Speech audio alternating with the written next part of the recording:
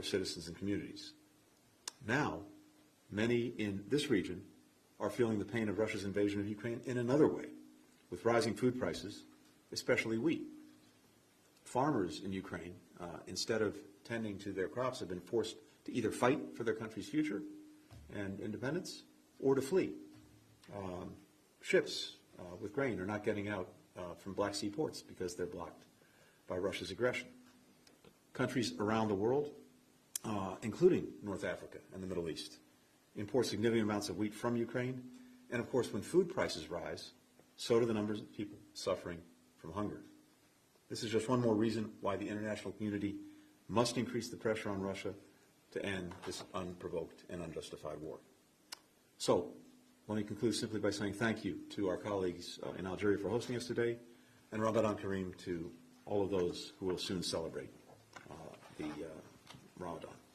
With that, I will happily take some questions. We'll start with Matt Lee of the AP, please.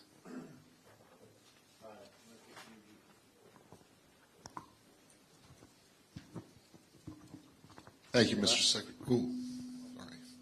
Hi. Thank you. Are you at all concerned with Algeria's relationship, Algeria in particular, its relationship with Russia? And do you think that it should be doing more to reevaluate its ties with the Russians? And also, given where you've been so far on this portion of the trip in the Middle East and North Africa, and what you attended, what you participated in on Monday, are you concerned at all, especially given the President's comments to you a little bit earlier, that Algeria is in danger of missing out on the kind of benefits, kind of changes that you and others have talked about in terms of the region? And then if I could just ask one last thing on Ukraine and Russia, and that is there are officials in Washington who are saying that the U.S. believes that President Putin has been misled by his top military advisors. Is this something that is shared administration-wide, or at least by you? Do you believe that to be the case? Thank you. Thanks, Matt. So on the first part of the question, look, I think it's a reality that different countries have different historical relationships with Russia, but there are times when one issue emerges that is so clearly black and white, and in this case of Ukraine, a clear aggressor and a clear victim, that it's important to stand with the victim and to stand for the principles that have also been violated, principles that should matter to countries around the world, principles about sovereignty, about independence, and I know that that's something that Algerians feel strongly about, given their own history. And I think countries in the region as well have seen the damaging effects of Russia's military campaigns before. I alluded to that a moment ago. In Syria and Libya, as I mentioned, the Russian military and paramilitary forces have exploited conflicts for Moscow's gain. And that, in turn, has actually posed grave threats to security in the region and stability and commerce. And as I mentioned as well, these actions have had deadly consequences for citizens in the region. They've disrupted the peace and prosperity of communities. They've intruded into the lives of families and individuals who are simply trying to live peacefully in their own countries. And then, again, I think the impact that's being felt, even if what seems very distant as a conflict to people in this region, because it is half a world away, or almost half a world away in Europe, it's having a direct impact on their lives right now, particularly with regard to rising food prices, something that everyone is feeling, especially wheat. So my sense from having talked to a lot of colleagues over the last days is that a lot of this pain is keenly felt in this region. Most of the countries import half their wheat or more, and so we see them taking stock of that, and that's factoring into their thinking. But mostly, I think you're seeing that the countries understand that what's happening in Ukraine matters, of course, first and foremost to the people in Ukraine, but it also matters to them because, as I said, principles that matter to them, the UN Charter, sovereignty, independence, are also the victims of aggression. With regard to the Negev and the countries participating in the normalization process with Israel, look, these are decisions for countries to make. They have to decide what's in the best interests of their own people. I think what we're trying to show through the countries that are participating in the Negev process, since we're now giving it that name, is that this is going to have real practical benefits for the people in the countries participating in that effort who've normalized their relations with Israel. And we're seeing that take life in terms of connections that have grown very rapidly between people, between businesses, between students, tourists. All of that, even with COVID, has gone up dramatically. At the same time, what we're doing as governments is looking at how we can work together to make the kinds of investments in infrastructure, in global health, in science, in dealing with climate that are going to have real benefits for people. My bet is that as other countries that are not part of that process see this take shape, they will conclude that this is something they want to be a part of. And that'll happen at different paces for different countries. But, of course, it's on us to demonstrate that it really works and that it produces results. I believe that it will. And finally, with regard to President Putin, look, what I can tell you is this, and I said this before, one of the Achilles heels of autocracies is that you don't have people in those systems who speak truth to power or who have the ability to speak truth to power. And I think that is something that we're seeing in Russia. We'll turn to Abdurrahim Kashur.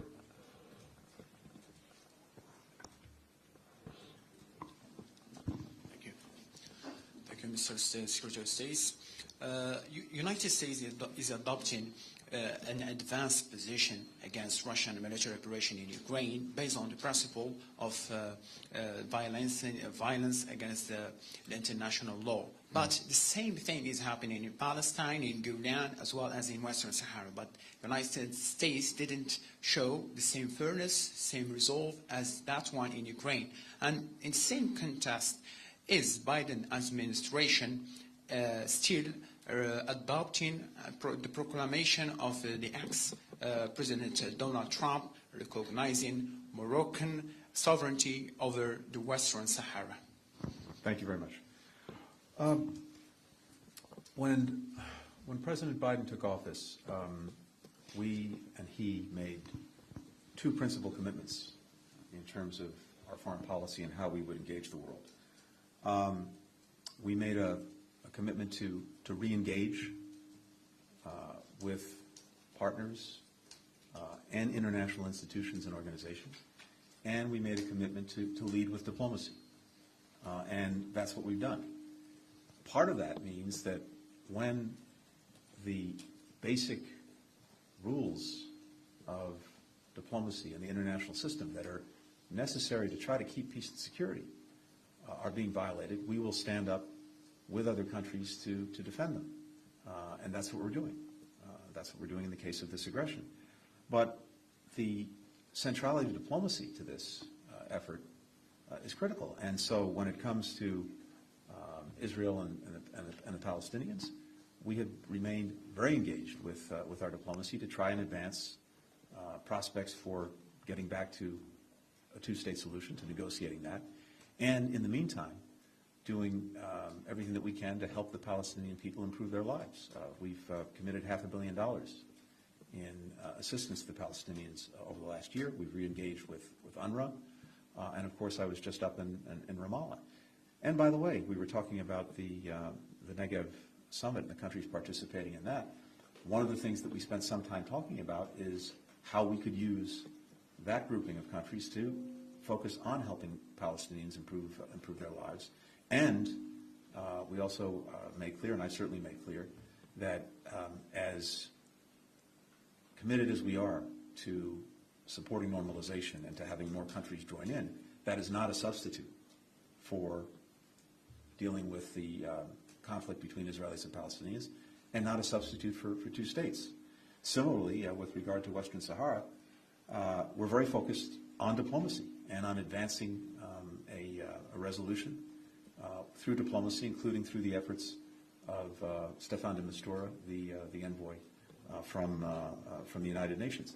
So I think these things are very consistent. In each case, we are working through diplomacy, working with other countries to uphold the basic principles of the international system. And again, on Morocco, on Western Sahara, we are continuing to support the efforts of the UN. There's been no change in our position otherwise. Peter Martin of Bloomberg. Hi, thank you. Yesterday you met with Crown Prince Mohammed bin Zayed. Did you ask him to increase oil production to help bring down gas prices? And did you offer any specific assurances about the UAE's security? Thanks. Well, first, let me just say we had what I thought was an excellent and lengthy discussion. And we always benefit, and I certainly always benefit, from getting the Crown Prince's perspective. And we had what I thought was a very meaningful, heartfelt exchange that covered really the breadth of our partnership and did it in a strategic way as well as a specific way. One of the things I made very clear to him is the value that we attach to that partnership and that we are a true partner for the UAE. The UAE has been with us around the world, including in Afghanistan, fighting side by side. In fact, the Crown Prince had some of his sons in attendance who had fought with us, and one indeed who was injured. That's a very powerful thing, and we'll continue to stand by them. One of the things I told him was that the United States remains committed to helping the UAE defend itself against threats from Yemen, from the Houthis, even as we work to try to bring that conflict to a close. In fact, we have our special envoy, Tim Lenderking, in the region as we speak, and we very much welcome the UAE's support for a truce that could lead to a ceasefire. I also took the opportunity to commend the Crown Prince for his vision, his courage, his leadership in normalizing ties with Israel. And we talked about the opportunities that can bring for all of our people. We had a very constructive discussion as well about the war in Ukraine and the Russian aggression there. We talked about Syria, the status of our talks with Iran on the possible return to the JCPOA, and a number of other things. It was really a lengthy and detailed conversation, as well as one that looked at the relationship from a strategic perspective. So we will continue to be in very close touch with our Emirati partners on all of these issues and more. Our teams are following up on many of the things that we discussed yesterday. As to energy, we believe it's critical that there be abundant supplies of energy on markets now, and that there also be a steady supply. But as it happens, we didn't focus on that issue specifically. We'll take a final question from Amel Blidi, El Watan.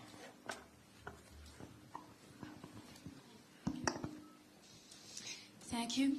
We'd like to know how do you perceive Algeria, and what's your assessment towards the situation in North Africa, especially with the deep crisis between Algeria and Morocco, and the complex question in Libya. So do you fear the first? Thank you. As I said at the outset, we have a relationship that runs back a long way in our history, and one that's meaningful precisely because Algeria was among the first countries to recognize the United States. This goes back to our founding president, George Washington.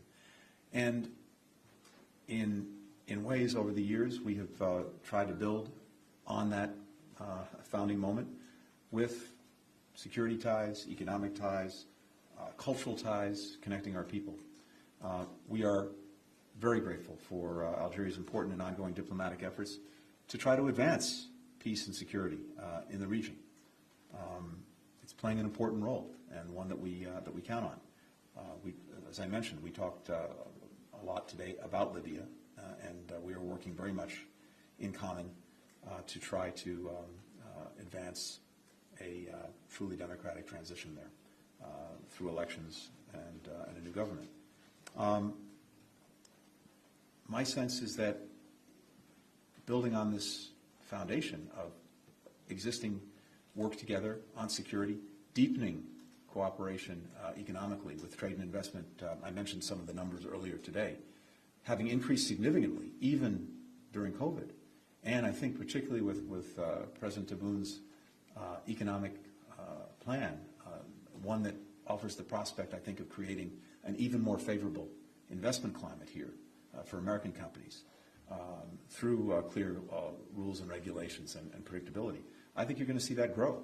And as I mentioned, we have the International Fair, at which we're the guest of honor this summer. That's a good opportunity to continue to bring American companies and Algerian businesses and people together. We've been working very closely on counterterrorism and regional security, and we're learning from each other in that process and strengthening our respective defense capabilities.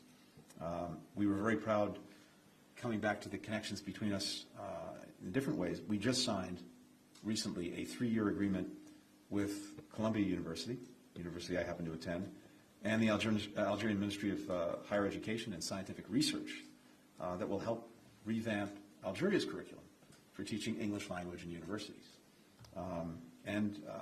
We, as I said, have been increasing these business and commercial ties in ways that will have very practical benefits to the lives of Algerians and Americans alike, creating opportunity, creating jobs, advancing progress in everything from agriculture to IT to energy. So what I'm seeing is a good foundation that we're now building upon, and that we're very much looking forward to doing. At the same time, to further address the second part of your question, we share real concerns about security in the region, particularly in the Sahel, and we exchanged, I think, important, useful ideas about what we can do more effectively to deal with the challenges posed to security in the Sahel, but also to try to bring people there more opportunity, more hope, which is ultimately the best answer to dealing with security challenges. So across the board, this was a very good day. It's building on a number of days that other senior officials have had here, and of course, it's building on the work that's being done every day by our embassy and by private American citizens, businesses, students, et cetera. All of that, I think, will increase in the months and years ahead. Thank you. Thank you, Mr. Secretary. All right. Thank you all. See you at the next stop. Is